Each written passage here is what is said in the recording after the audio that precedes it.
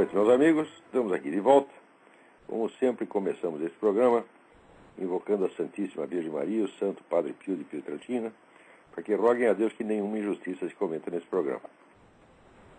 Vou começar aqui lendo e comentando um texto que eu mesmo acabei de postar no meu website sobre este caso da Opus Dei, que primeiro surgiu de uma primeira carta que me mandaram, eu fiz uns comentários, daí alguém reclamou, daí eu dei outras explicações, mas parece que nenhum volume de explicações será suficiente para pessoas que não desejam e talvez não podem compreender. Então vamos ler aqui. Meus comentários sobre o Opus Dei no programa Truth Speak foram respondidos como costumam ser no Brasil os meus comentários sobre qualquer outra entidade, grupo ou instituição, com um intenso sentimento de autodefesa corporativa, afetações hiperbólicas de indignação moral, acusações escabrosas à minha pessoa e nenhuma atenção ao conteúdo das minhas palavras. Eu deveria já ter me acostumado com essas coisas, mas às vezes insisto em ignorá-las e em continuar imaginando que um escritor, um colunista de jornal, um comentarista de rádio ou qualquer outro formador de opinião tem o direito de ser respondido segundo aquilo que disse, e não ao sabor das vagas associações de ideias que ocorram à plateia, nem muito menos das reações emocionais em cadeia que daí derivem, as quais só podem levar a discussão para longe do assunto originário e transformá-la, como quase invariavelmente ocorre, em campanha de difamação mesquinha adornada de afetações teatrais de bom mocismo. Puro jogo diversionista, por exemplo, é defender a dignidade e a santidade da obra de Dom José Maria Escrivá de Balaguer, contra quem jamais disse uma palavra contra ela, nem teria motivo para fazê-lo. O Opus Dei é uma organização mundial. Se eu quisesse atacá-la, deveria falar dela em escala genérica e universal, em vez de concentrar as minhas críticas, como o fiz, na conduta política, ou mais propriamente apolítica, de seus membros num país em particular, o Brasil. Nada do que eu disse sobre omissão e covardia poderia aplicar-se, digamos, ao Opus Dei americano, que é um dos frontes mais ativos da guerra cultural em defesa do cristianismo. Muito menos ao tronco originário espanhol da mesma entidade, de cuja intensa e frutífera atividade política presta contas o eminente historiador Ricardo de la Cierva, no livro indispensável Las Puertas del Infierno, publicado em Barcelona pela editora Fênix em 1995. Só para esclarecer esse ponto, na Espanha havia ainda todo um partido político chamado Partido Popular, que era orientado por gente da Opus Dei. Quer dizer, a Opus Dei foi essencial na política espanhola nos últimos 20 anos. Então, eu jamais poderia dizer que a Opus Dei espanhola, quer dizer, que é onde nasceu o Opus Dei, fosse omisso, covarde ou politicamente inoperante. Muito menos o Opus Dei americano.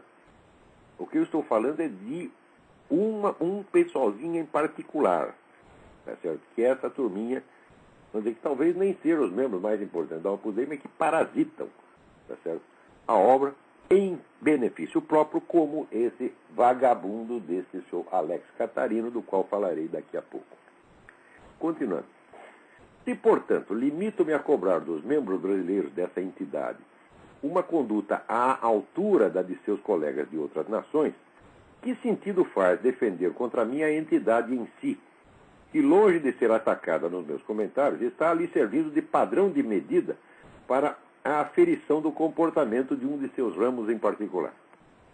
É psicologicamente compreensível, mas moralmente inaceitável, que o servidor relapso, denunciado, tente se proteger ocultando-se por trás da honra e dignidade do chefe, fingindo que foi este, e não ele, o acusado, de modo a jogar contra o denunciante alguém mais forte, e assim esquivar-se, seja de prestar contas da sua má conduta, seja, mais ainda, de corrigi-la. Todas as apologias da obra que estão circulando em resposta às minhas críticas devem, portanto, ser desde logo descartadas como meros subterfúgios covardes, totalmente alheios ao assunto em discussão. O que eu disse, em substância, foi que, no Brasil, os membros do Opus Dei, entre os quais muitos políticos, empresários, magistrados, gente, em suma, de algum poder e influência, se omitem de juntar suas forças àqueles combatentes isolados e desprovidos de recursos que hoje enfrentam em luta monstruosamente desigual as forças bilionárias do establishment esquerdista e sofrem por isso toda sorte de boicote de difamações, marginalização profissional e ameaças de morte. Eu citei até nominalmente o caso da Graça Salgueiro. Quer dizer, como é que uma entidade importante, como é que pessoas que têm poder e influência deixam uma Graça Salgueiro nesse total isolamento? Uma mulher que vive do dinheiro da sua aposentadoria da Prefeitura do Recife, tá certo? E que está prestando o mais relevante serviço à mídia nacional e à cultura nacional, na medida em que ela é a única, presta atenção, a única fonte de informações digna e confiável sobre tudo o que está se passando na América Hispânica em torno de nós. Ela mantém contato com todas as fontes primárias de informação e conta o que está acontecendo. Note bem, o pessoal da Folha de São Paulo, do Estadão, do Globo, vive lendo a Graça Salgueiro e depois repete 6 meses mais tarde, atenuado, tá certo? E castrado, o material que ela colocou no seu humilde blog. E não aparece uma pessoa para dar um reforço. Não tiver uma menção elogiosa à Graça Salgueiro. Quer dizer, comparado com essa mulher, vocês são todos boiolas mesmo. Eu disse, e note bem, jamais pedirei perdão por dizer a verdade. E compara tudo o que vocês, seus vagabundos, fizeram ao longo desses anos, não vale um mês de trabalho desta senhora isolada, pobre, sem recursos, tá certo? Que é uma verdadeira batalhadora. Não tá fazendo, o que ela está fazendo ali não é propaganda política, ela não tem partido, não tem organização, não tem, ela está simplesmente assegurando aos brasileiros o acesso a informações fundamentais, sem as quais eles não podem compreender o que está acontecendo no seu próprio país e muito menos em torno. O que ela está fazendo é uma missão absolutamente salvadora. Tá certo? E eu tenho certeza, mas certeza absoluta, que no juízo final vocês vão ter que baixar a cabeça perante a Graça Salgueiro e pedir desculpa para ela, pô. O que vocês estão fazendo é uma covardia. Vocês são homens, ela é mulher, meu Deus do céu. Vocês são ricos, ela é pobre. Vocês são poderosos, ela é inerme. E ela está lutando e vocês a deixam absolutamente sozinha. Não fazem nada para socorrer. Veja esse caso do Júlio Severo. O Júlio Severo não é católico, é um evangélico, mas dentro do contexto maior da religião cristã, participa até certo ponto da mesma fé nossa, e nós temos a obrigação de socorrer. O homem está tendo que viver escondido, meu Deus do céu, de tanta perseguição que sofre, não pode sair na rua. Foi alguém lá do Opus Dei dizer, ó, Júlio Severo, está aqui um dinheiro para você viajar para fora do país. Nós arrumamos, nós que temos ramificação no mundo inteiro, né, na Espanha, na Alemanha, na Itália, na França, nos Estados Unidos, nós aqui arrumamos um emprego para você aqui, sei lá, em qualquer outro país. Saia daqui porque você está correndo risco aqui.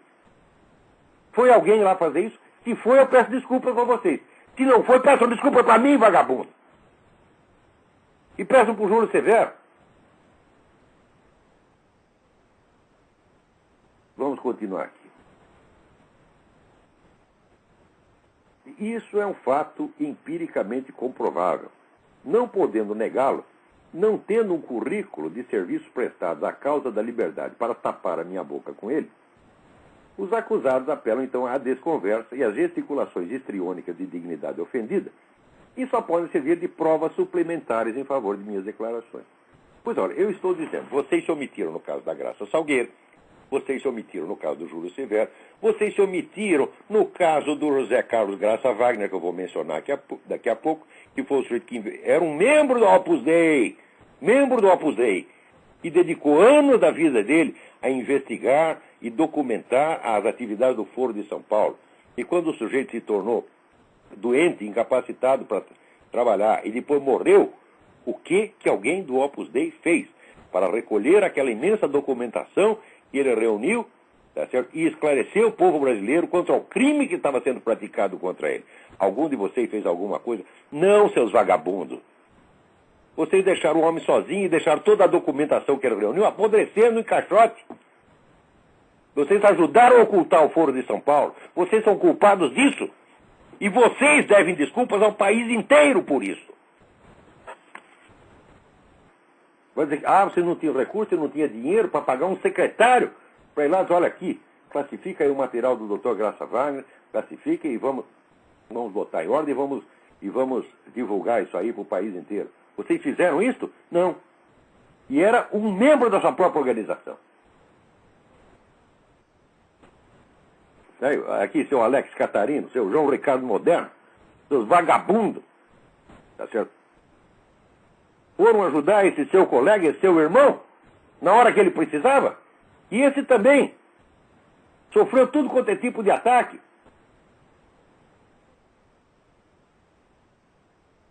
Tá certo? E todo o trabalho da vida dele foi jogado fora por vocês. Se não fosse eu para recolher aquilo, ninguém já... Eu recolhi e publiquei o que podia. As atas completas, quase completas do Foro de São Paulo, que eu publiquei no Mídia Sem Máscara. Se não fosse isso, ninguém jamais teria ficado sabendo de Foro de São Paulo. E todo o trabalho do José Carlos Graça Wagner teria sido jogado no lixo. Graças a vocês, seus vagabundos. Vamos lá. Dentre as inúmeras mensagens que recebi, uma só tentou levantar contra meus argumentos um fato. Um único fato isolado que parecia contraditá-los. Abre aspas. José Maria Escrivá, escreve o missivista, aliás, bastante gentil, diz que se há algo absurdo para o nosso espírito, seria admitir que alguém deixe de ser católico ao entrar na Assembleia. A nós nos é muito cara a ideia de ser santo no cotidiano, como o exemplo de Gaulle que o senhor citou. Registra, professor, que um dos que revelaram o Foro de São Paulo foi o Dr. Graça Wagner, que por sua vez foi barbaramente perseguido.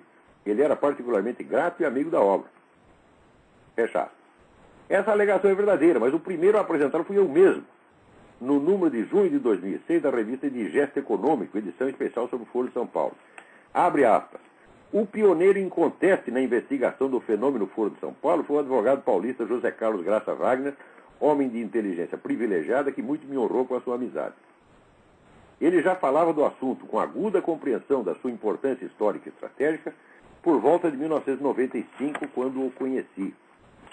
Em 1999, a documentação que ele vinha coletando sobre a origem e as ações da entidade lotava um cômodo inteiro de sua casa. E uma prova da criteriosidade intelectual do pesquisador foi que só a partir de então ele se sentiu em condições de começar a escrever um livro a respeito. Na ocasião, ele me chamou para ajudá-lo no empreendimento, mas eu estava de partida para a Romênia e com muita tristeza declinei do convite. Maior ainda foi a tristeza que experimentei anos depois, quando, ao retomar o contato com o Dr. Wagner, soube que o projeto tinha sido interrompido por uma onda súbita e irrefreável de reveses financeiros e batalhas judiciais que terminaram por arruinar a saúde do meu amigo e de sua esposa, ambos já idosos. Não sai da minha cabeça a suspeita de que a perigosa investigação em que ele se metera teve algo a ver com a repentina liquidação de uma carreira profissional até então marcada pelo insucesso e pela prosperidade. Pelo sucesso e pela prosperidade. Fecha aspas. Longe de contradizer ou atenuar as minhas críticas, o total descaso dos membros do Opus Dei brasileiro pelas pesquisas iniciadas por esse grande batalhador é a prova mais contundente daquilo que eu disse. Se reunida e publicada, a documentação coligida pelo Dr. Graça Wagner teria bastado para bloquear a ascensão triunfante do esquerdismo no Brasil. Se os membros do Opus Dei no Brasil tivessem um pingo de senso do dever, jamais teriam deixado que esse material explosivo continuasse abandonado por anos a fio em caixotes empoeirados, enquanto os próceres do esquerdismo, protegidos da revelação de seus vínculos com o terrorismo e o narcotráfico, iam brilhando em público como exemplos de moralidade impoluta. Fiz tudo o que estava ao meu alcance para divulgar em jornais e revistas alguns dos fatos descobertos pelo Dr. Graça Wagner, só deixando de citá-lo nominalmente desde o início a pedido dele mesmo, mas passando a fazê-lo tão logo a morte desse meu querido amigo me livrou do compromisso de silêncio. O que não consegui foi que alguma entidade ou pessoa de recursos se responsabilizasse pela guarda e aproveitamento daquele material, constituindo uma equipe de pesquisadores para que o arquivasse, classificasse e publicasse.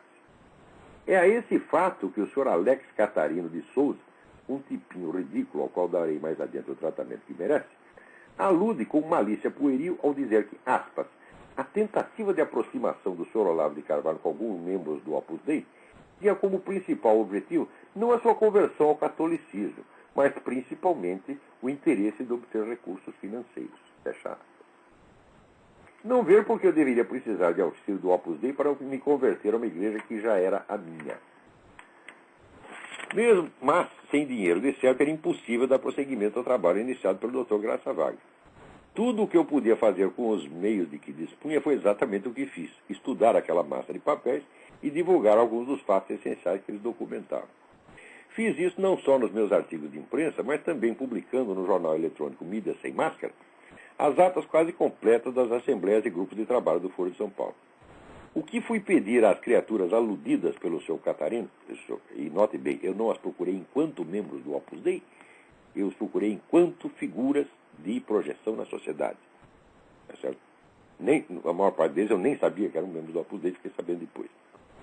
O que fui pedir às criaturas não foi dinheiro, foi que honrassem a memória do pioneiro investigador, impedindo que seu trabalho, essencial para o futuro político de um continente inteiro, fosse abandonado e esquecido. Descontada a parcela que fiz sozinho, muito mais do que fizeram todos os membros do Opus Dei somados, os únicos resultados que obtive em quase uma década de esforços persuasórios foram a edição especial do Digesto, já mencionado, iniciativa pessoal de Guilherme Afif Domingos, que nem sei se é ou não é membro do Opus Dei, e a publicação pela Realizações da coletânea de artigos Conspiração de Portas Abertas, em 2008, onde o artigo do Digesto foi aproveitado como prefácio, com a ressalva de que o organizador, Paulo Diniz Zamboni, sem autorização minha, cortou do texto justamente as linhas acima citadas, privando da indispensável homenagem à memória do Dr. Graça Wagner. Isso aí foi Paulinho dormiu no ponto, não percebeu a importância desse parágrafo inicial. Também não posso dizer que o Dr. Wagner foi a única exceção no quadro da omissão geral do Opus Dei.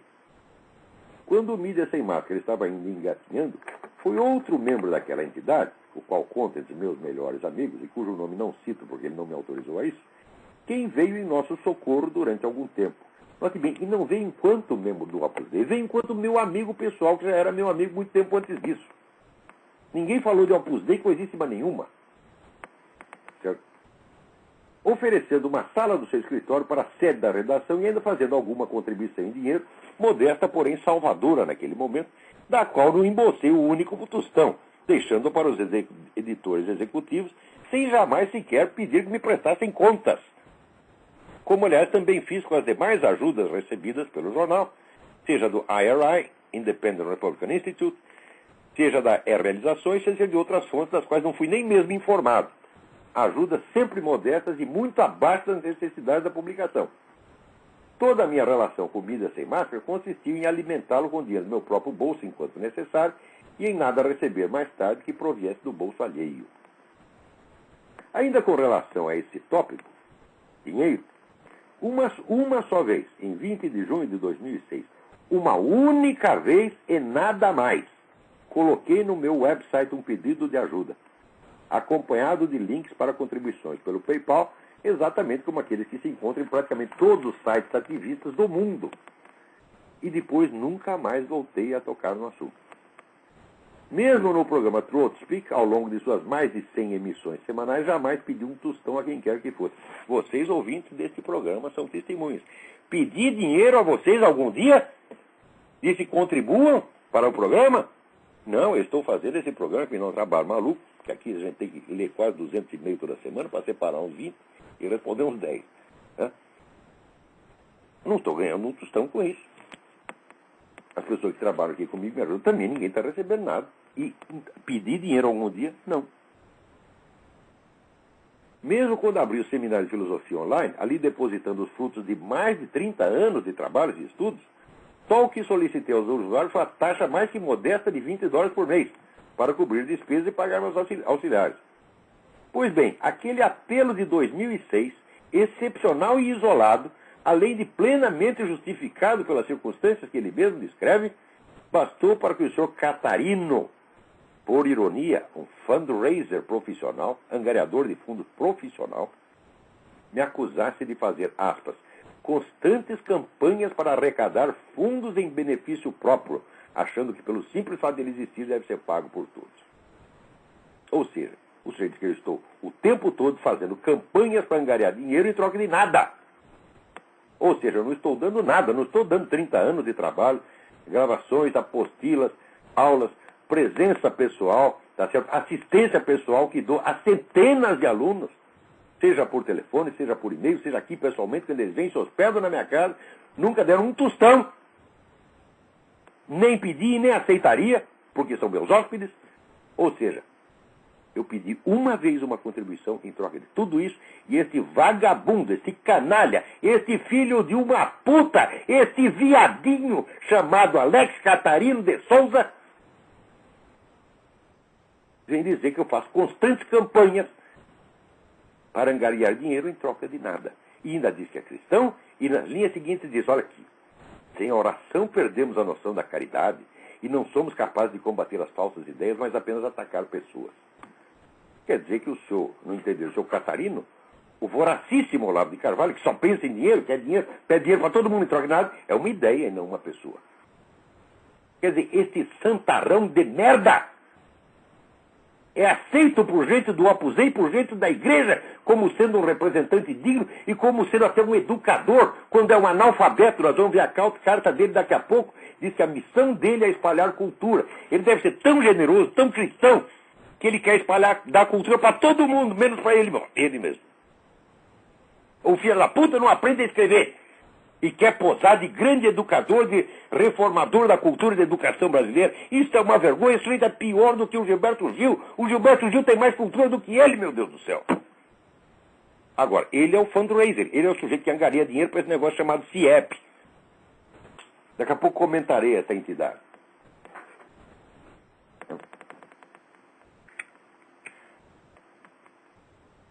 Mas deixamos essas catarinices para a sobremesa. Eu vou colocar um segundo texto mais tarde comentando sobre Catarina. Elas são deliciosas demais para que as desperdicemos por aqui.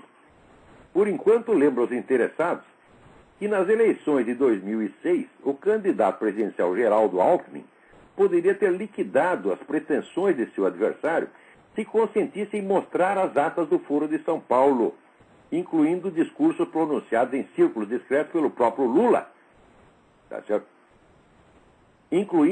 Que comprovavam, acima de qualquer possibilidade de dúvida, seu papel de liderança no movimento comunista continental e sua longa parceria política com organizações de terroristas, sequestradores e narcotraficantes. Ou seja, bastaria o Alckmin falar disso aqui uma única vez e estaria acabada a candidatura Lula. Ele teria a mesma obrigação de fazer isso, pois não é lícito a ninguém, muito menos a um sujeito que se diz católico praticante, acobertar os feitos de um criminoso para fazê-lo posar diante do público como um candidato normal e honrado, só separado do seu adversário por algo tão inofensivo como uma polida divergência de ideias.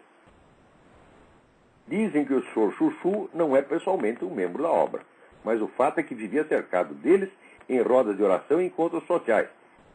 Alguém cumpriu sua obrigação de levar a ele os documentos colhidos pelo Dr. Graça Wagner? Algum deles cobrou do candidato o dever estrito de revelar aos eleitores a verdadeira identidade do seu concorrente, para que decidissem seu voto com consciência de causa, em vez de imaginar que faziam uma escolha entre meras correntes de opinião moralmente equivalentes? Então é isso, meu filho.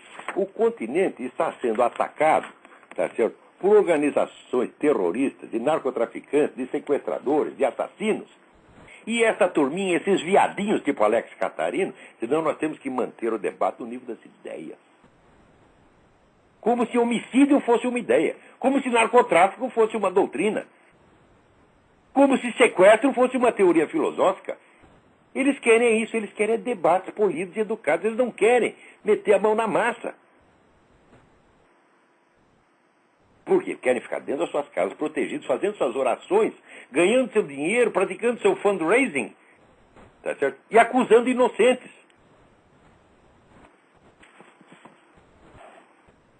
Né? Agora aqui. Mas não se pode dizer que essa explosão de protestos descabidos foi de todo inútil. Graças a ela, o senhor Alex Catarino de Souza cujas contribuições à elevação cultural da juventude brasileira fizeram dele um modelo de todas as virtudes intelectuais, cívicas e clericais, rompeu o longo mutismo em que a humildade cristã o encerrara por tão longos anos e consentiu em brindar-nos generosamente com duas produções da sua mente iluminada. Elas constituem, que eu saiba, o corpus inteiro da sua obra escrita. Da parte falada, tínhamos já no YouTube uma breve, mas fulgurante amostra, na qual esse cérebro de Skoll, discursando em língua estrangeira como nova águia de ar, informava ao mundo: "The roots of wealth is not oil, is people." Está lá no YouTube. Não há alma, por mais materialista, filistina e empedernida, que ouvindo uma coisa dessa não confesse que é uma belezinha.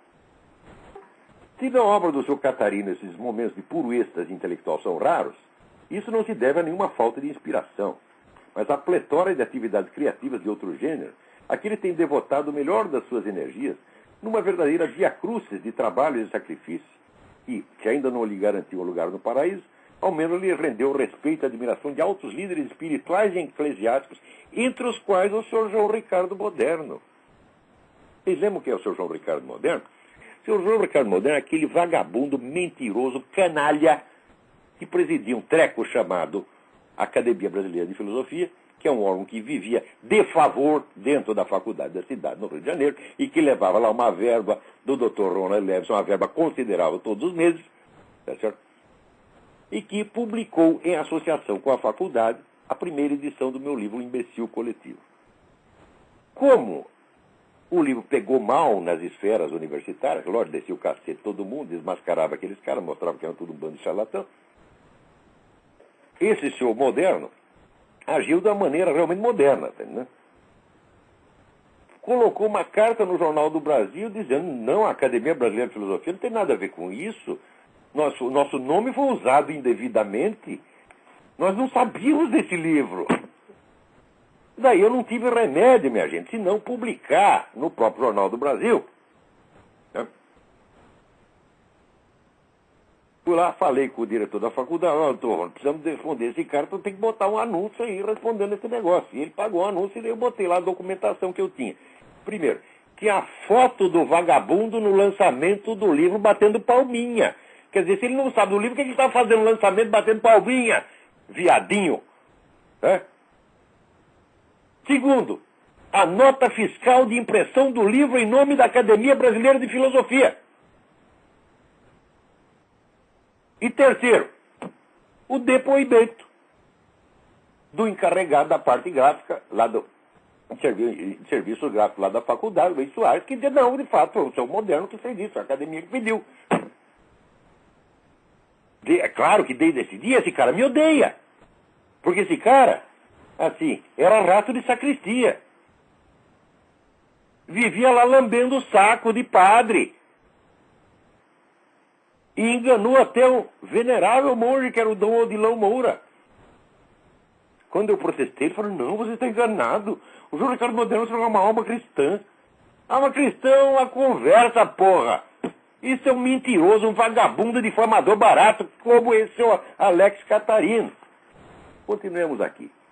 Vejamos quem é agora o senhor Alex Catarino.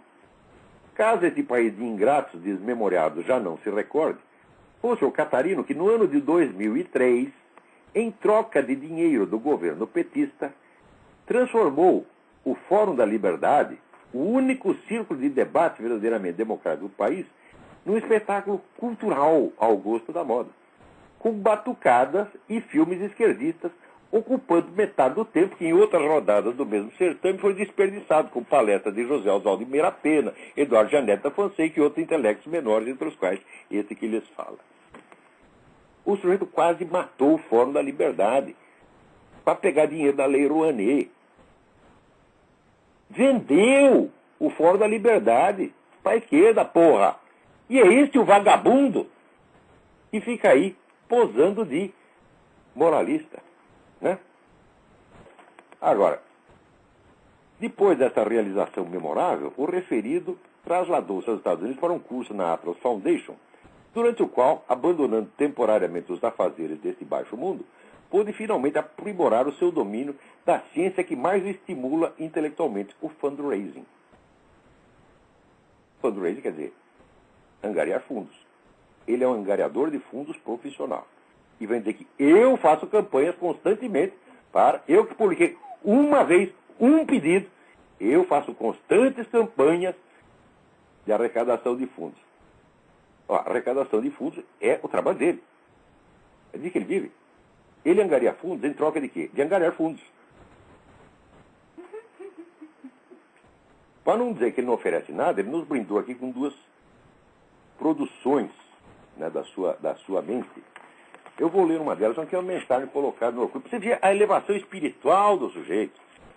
Né? Teve um camarada no Orkut que chamou ele de comunista. Né? E ele então reclama, não diga mais isso, não me confunda com um comuna. Pois, na verdade, eu sou um boiola. Pelo menos na visão do senhor, não lavo o meu carvalho. Esse apelido me foi dado pela turma da comunidade Olavo de Carvalho nos odeia, que originalmente chamava Nós Odiamos Olavo de Carvalho. Depois, para se fazer de inocente, disseram que eu que os odeio. Eu jamais liguei para esse apelido, que é uma coisa, vamos dizer, de uma grosseria pueril, porque tem piada, meus filhos, que funciona assim, exatamente como praga de urubu. Porque não lavo o meu carvalho, o que é isso? Se o sujeito está reclamando da minha falta de higiene peniana, então, em primeiro lugar, porque ele viu o referido membro. Em segundo lugar, ele o viu de curta distância para poder reparar que estava sujo. E ele o manipulou, cheirou, lambeu e disse, está sujo, não quero mais. Olha, seu Catarino, estou falando com o senhor mesmo. Agora, se o senhor fez isso, seu Catarino, o senhor fez enquanto eu estava dormindo. Porque eu não me lembro desse acontecimento traumático na minha vida.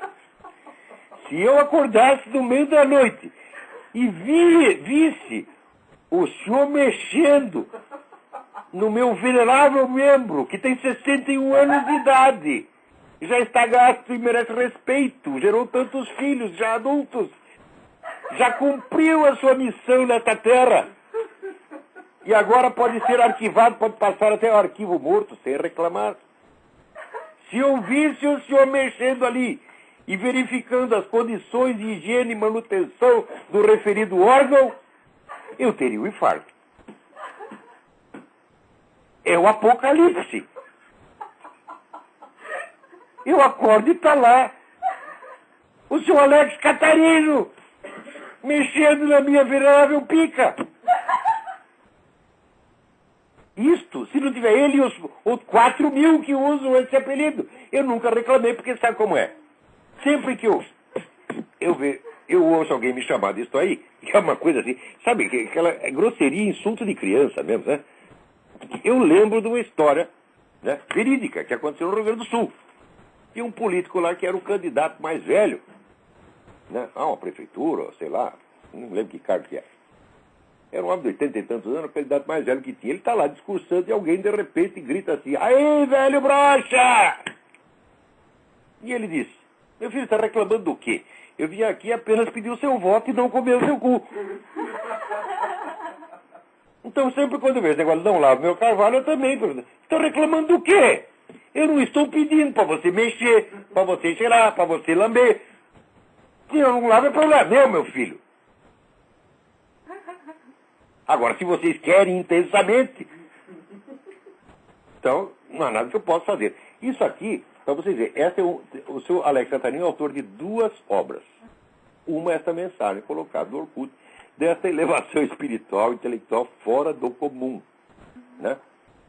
E depois continua reconhecendo assim, boiolinha sim, comunista não. Ele não é nem boiola, ele é boiolinha. Você vê, quer dizer, o sujeito fala de si próprio com aquele carinho, né? Eu sou boiolinha, não sou boiola. Boiola é muito grosseiro, boiolinha. Né? E ainda justifica. Como diz o Bruno Tolentino, entre um padreco comunista e um pedófilo, ele preferiu o segundo, que abusava apenas do corpo e no varejo, enquanto o outro abusava na mente e não atacava. Quer dizer, está certo. Eu nunca disse que você é comunista, Alex Catarina. Eu digo que você é um boiola. E uma boiola, depois disso que você fez, é até elogio. Porque você é um mentiroso, salafrário, vigarista, picareta. Você está entendendo? A presença de um sujeito como você em qualquer órgão cultural que se diga cristão é uma vergonha. Enquanto gente como você não for expelida da cultura superior do Brasil, esse país jamais vai se levantar. Porque aqui, cultura, em primeiro lugar, se passa pelo exemplo. Você adquire cultura, você aprende, daí você passa. Não é coletando dinheiro, não é vindo aqui na Atlas Foundation, é para aprender fundraising, que você vai espalhar cultura. Né? Porque também, ele está dizendo que... Não, vamos ler aqui um pedaço da carta dele, que é uma verdadeira maravilha, mas uma maravilha. Ele disse aqui, já começa com aquele tom, né, untuoso de cristão. É com grande tristeza, mas nutrido por um senso de dever em alertá-los, informo que minhas suspeitas de que a tentativa de aproximação do Sr. Olavo de Carvalho com alguns membros do Opus Dei tinha como principal objetivo não a sua conversão ao catolicismo, mas principalmente o interesse de obter recursos financeiros. Vocês perceberam, né? Informo que minhas suspeitas de que papapá, cadê o resto da frase? Essa porra não tem conexão de sujeito e predicado. Vamos lá. Partimos então aqui. Alguns dos amigos que estão recebendo esse e-mail sabem o quanto Márcia, que é a mulher dele, eu e toda a equipe do Centro Interdisciplinar de Ética e Economia Personalista, CIEP, evitávamos qualquer associação com o Sr. Olavo de Carvalho. Um momento. Como vocês evitavam essa associação se eu jamais a busquei? Eu não sei onde fica esta merda, meus amigos. Eu nunca fui lá. Eu falei, evitava a associação, tá parecendo o Olavo de Carvalho, tá lá o tempo todo, batendo na porta, querendo entrar. Não, põe esse cara pra fora. Eu não quero mais. Eu não sei que merda é essa, meu filho. Como evitávamos a associação? Eu nunca fui na sua casa, nunca fui no seu. Quem foi na minha casa foi você. Inúmeras vezes. E quando lhe interessou. Eu sei que a partir da hora que eu escrevi essa denúncia sobre essa cachorrada que você fez no Foro de São Paulo, no Foro de São Paulo, na Fórum da Liberdade, quase matando, né? O maior encontro de conservadores liberais que no Brasil, você quase matou.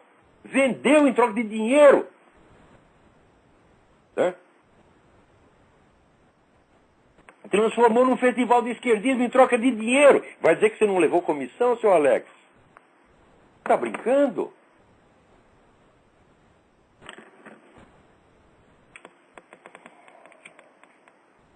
É preciso ter saco com essa gente, viu? Daí continua, ele fala das... Né? Por discordar de suas repetidas tentativas de desviar jovens da vida acadêmica.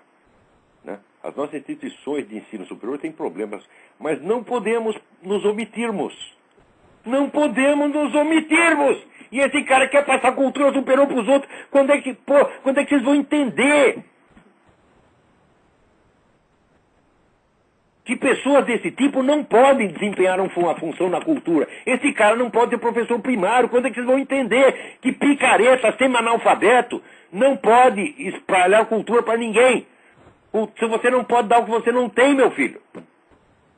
Se quiser dar o cu, dê porque você tem. Vocês mesmos dizem que é boiola. Essa é boiolinha. Tá? Então, dê. Porque você tem um. Espero que tenha. Às vezes suspeito que não tem. Eu cozinho, exatamente. Às vezes suspeito que não tem, porque a merda volta para a cabeça. Então é porque não tem pra onde sair. Tá? Como é que vocês admitem um charlatão, um vagabundo desse, num órgão de cultura ainda ligado à igreja? Meu Deus do céu.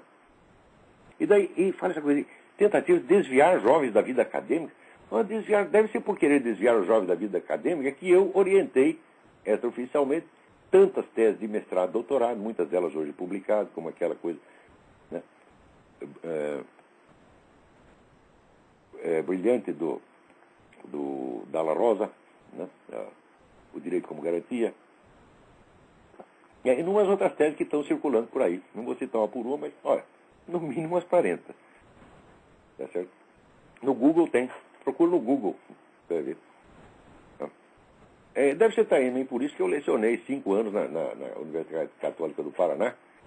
Né? Deve ser por isso que eu abri também, né, as fronteiras da vida acadêmica para o meu próprio filho, Luiz Gonzaga Carvalho Neto. É claro, eu estou tirando todo mundo da universidade. Quando digo afastar da universidade, meu filho, não é tirar o seu emprego, não. Se você precisa de um emprego universitário, você deve ficar lá.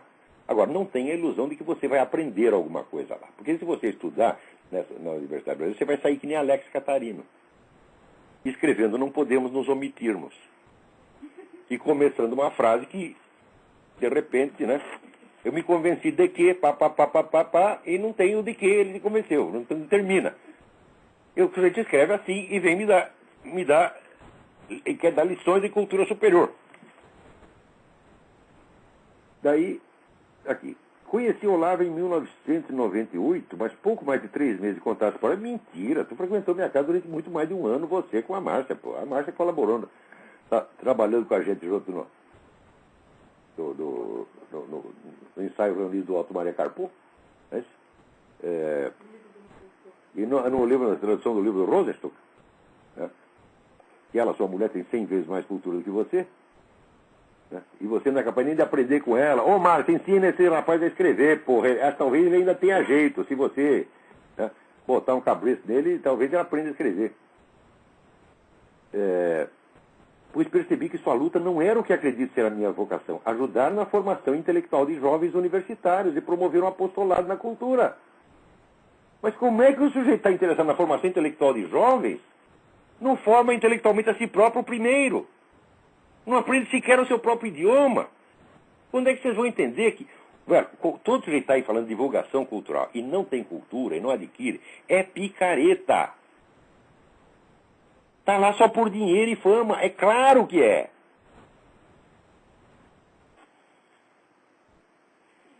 E assim vai. O grande problema... Agora o senhor o senhor Olavo de Carvalho lança um ataque contra o Opus Dei. Ora, não ataquei o Opus Dei nenhum, meu Deus do céu. Estou atacando a conduta desses vagabundos que são membros do Opus Dei no Brasil, tá certo? E que não fazem nada. E quando fazem, faz o que faz o seu João Ricardo Moderno, faz o que faz o seu Alex Catarino. E só serve para dar mau exemplo. Com relação a esse negócio de CIEP, né? Evitarmos qualquer associação. Quem disse que eu vou me associar com essa porcaria? Gente, olha aqui. Vocês sabem você sabe o que você está falando? Eu sou o Olavo de Carvalho. Eu já tive mais de 10 mil alunos. Mais de 10 mil pessoas já passaram pelos meus cursos. E fizeram trabalho de apostolado e de conversão. Digo, meu Deus do céu, são milhares e milhares e milhares de pessoas que ou voltaram à igreja ou foram para a igreja, estimulados por meus artigos, minhas aulas, etc, etc. Eu coloquei os caras na igreja, não estou fazendo eles seguirem a mim, eu estou mandando eles para a igreja. Eu tenho aqui um número ilimitado de cartas que contam isso. Quantos vocês converteram o CIEP? Eu respondo, ninguém. Vocês não converteram ninguém. Porque vocês são hipócritas. E você, seu Alex Catarino, né? Você não pode nem converter ninguém, tá certo? Porque você não tem a menor ideia, tá certo, do que é conversão. Conversão significa, em primeiro lugar, você reconhecer a realidade da sua alma e você aprender a apresentá-la a Deus com sinceridade, em vez de ficar posando e se fazendo de bom menino. Veja, na carta que ele distribui para os membros do Opus Dei, é esse estilo untuoso, sabe, falsamente elegante, né?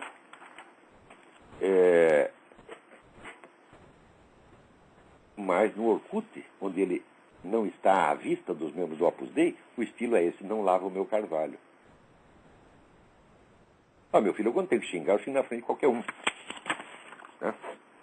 Agora, muito bem. É claro, eu não tenho nada contra o CIEP, mas vocês não vão querer comparar o que vocês fizeram nesses anos com o que eu estou fazendo há 40 anos. Vocês não vão querer comparar 2 ou 3 conversões que podem ter acontecido lá dentro. Há milhares de conversões que aconteceram pelas minhas mãos, porque Deus usa os instrumentos mais paradoxais, usa até um filho da puta que nem eu, para botar esses caras na igreja. E o pessoal da igreja sabe disso. O pessoal do Opus Dei sabe disso. Recebi algumas cartas deles que confirmam isso inteiramente. Essa mesma semana chegou 3 ou 4 cartas dizendo, olha, muito, muito obrigado, né? Vou ler só uma que chegou esta semana aqui. Esta semana. Né? Prezado mestre irmão em Cristo, Olavo. Aí ele conta como é que foi a conversão dele. Então, Olavo, mais uma vez tenho certeza, Deus usou seus lábios para abençoar pessoas, para tirar pesos de ombros, dúvidas de corações, para trazer a paz e conforto que só Ele, Jesus Cristo, dá. Graças a Deus por você, meu irmão. Que o Senhor o abençoe, que você continue sendo essa bênção maravilhosa que leva a verdade e liberta corações cativos do maligno. Eu fiz isso. Eu sou um merda, mas eu fiz isso. Agora, você, né, me mostra aí o rol das pessoas que aos quais você converteu, aos quais você deu elevação cultural. Isso é tudo fingimento. Anote bem. O CIEP é presidido por um amigo meu, o Ioro. Pergunta ao Ioro se ele acha que o trabalho desempenhado pelo CIEP desde a sua fundação se compara a esses meus 30 anos de trabalho. Pergunta para ele se ele fica se gabando de ter feito não sei quantas conversões, como presidente do CIEP, não pessoalmente, tá certo?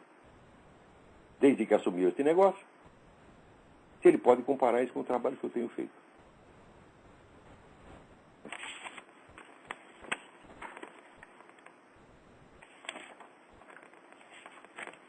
Vamos continuar e vamos ver como é que é isso. O grande problema desse ataque é que ele pretende reduzir o catolicismo a uma luta anticomunista. Fala, mas meu saco! Meu saco! Mas veja, a coisa mesmo é contraditória. Quer dizer, por que o catolicismo deveria lutar contra o comunismo se ele fosse apenas uma luta anticomunista? Se ele não tivesse valores próprios a defender, por que ele deveria lutar contra o comunismo? Seria que nem o senhor Alex Catarino, que angaria fundos em troca de angariar fundos. Seria uma coisa absolutamente vazia. A igreja tem obrigação de lutar contra o comunismo. Cada um tem obrigação de lutar contra o comunismo. Pio XII disse, com risco da sua própria vida, desgraçado. Justamente porque o comunismo é o maior inimigo que a igreja teve. Ao longo de 2 milênios de existência, nunca houve um movimento anticristão deste tamanho, dessas proporções e com esse poder. E você, seu vagabundo, quer reduzir tudo a uma polida disputa de ideias. Né? Então daí, ele pretende reduzir o catolicismo a uma luta anticomunista, negando que o mais importante forma de um católico agir no mundo é por intermédio da oração. É, claro. Eu só digo que combater o comunismo e não pode fazer oração. Por isso mesmo que eu começo meu programa como oração.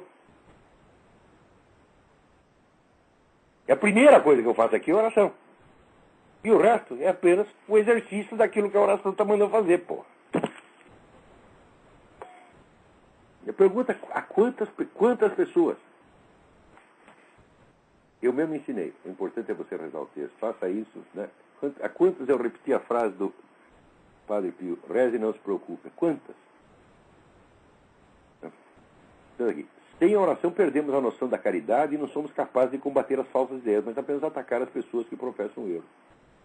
Qual ideia minha que o senhor Catarino, combateu? O que ele disse é que eu só vivo cavando dinheiro. Ou seja, que eu estou fazendo exatamente o que ele está fazendo. Né? O que ele disse é se fazer de superior direito. Evitávamos a associação com o senhor Olavo de Carvalho. Como? Se eu nunca fui lá. Como? Eu nem sei o que vocês estão fazendo. Como? Se eu nunca busquei essa associação. Ou seja, está fingindo uma situação que não existe para se fazer de importante. Nós desprezávamos o senhor Olavo de Carvalho. Eu digo, não, meu filho, o Olavo de Carvalho despreza você há muito tempo. Eu nunca procurei você, foi você que me procurou. Mais adiante vem aquele aqui fazendo o cristianismo. Porque o cristianismo não é uma corrente filosófica, nem uma ideologia como uma corrente filosófica, mas um fato.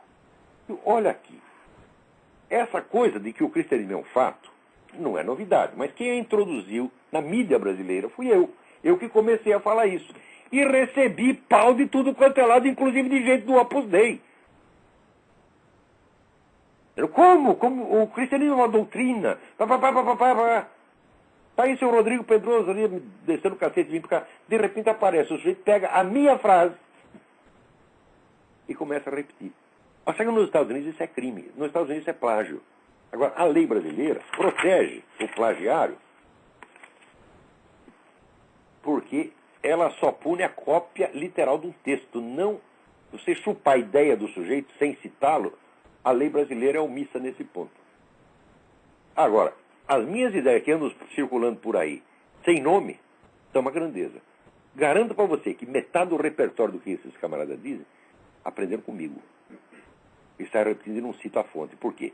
Porque o Olavo de Carvalho fala palavrão. O Olavo de Carvalho é brega, nós somos gente chique, nós não podemos sujar nossas mãozinhas. E chamam isso de cristianismo, meu Deus do céu. Meu Deus do céu, onde é que vai parar isto?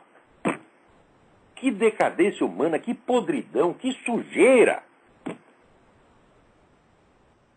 Aviso você, gente como o seu Alex Catarino tem que ser expelida a pontapés da vida cultural.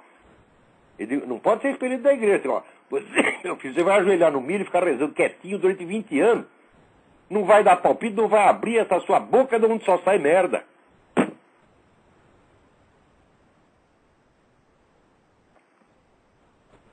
Houve também algumas cartas aqui, não propriamente em minha defesa, aqui, como diz um deles, o Ítalo Marcilli. Alex, não vou defender o Olavo, porque realmente não precisa disso, ainda mais contra um e-mail escrito por você. Né? Obrigado, Ítalo. Também agradeço aqui ao Rodrigo Simons. Né? Agora, o sujeito termina. Rezemos para que o senhor Olavo de Carvalho, pelo senhor Olavo de Carvalho, para que um dia, de fato, ele se converta. Meu filho, eu não tenho que me converter a nada. Eu já estou lá dentro. Eu estou lá dentro desde que nasci, e estou lá dentro de todo o coração, muito mais do que você. Agora, eu devo me converter à sua religião? Eu garanto, a sua religião não é minha. A minha religião não permite que eu me refira a um homem que aos 60 anos de idade, 59 anos de idade, pela primeira vez, publicou um pedidozinho de ajuda e dizer que esse homem vive em constantes campanhas para angariar fundo em benefício próprio. A minha religião não permite dizer isso.